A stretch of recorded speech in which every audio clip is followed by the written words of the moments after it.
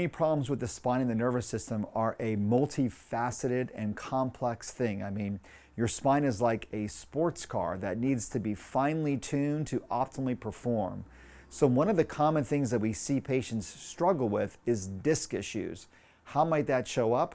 We see that in the form of radicular symptoms. That could be arm pain or leg pain, numbness, tingling, weakness, all these sort of things. It can be if you cough or sneeze, it causes pain in your back or in your neck, or changing position, or if you find that you have to kind of hold yourself up or guard yourself or have trouble bending forward to brush your teeth or shave or do other things in the shower to take care of yourself. All these are clues that there could be a disc problem.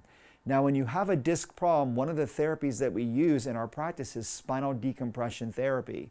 Now, decompression therapy is designed to take pressure off of the spinal discs in 3 ways. Number 1, it gently tractions the spine to open up the trapped nerve that's trying to be freed going to whatever muscle or organ it's going to. The second thing it does is it causes a negative pressure in the disc to help it come back to a healthy position to bring it back in to home base. The third thing it is that your discs should be alive and have fluid in them and have great motion. And when the body gets out of alignment and we develop a disc issue, they don't move very well. So this does a pumping motion which gently brings fluid back into the disc to re-nourish it and rehydrate it and revitalize it.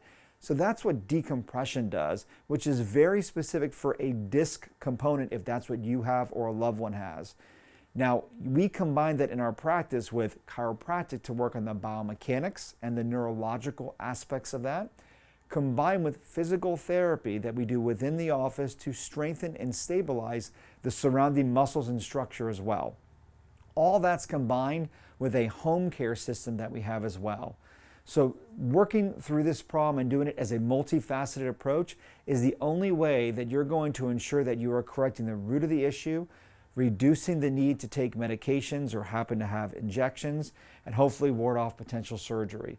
So I want to encourage you that if you're going through this process, stay the course. And if you know somebody that's dealing with a disc issue, please let them know that we exist and we are ready, willing, and able to help them. Thank you.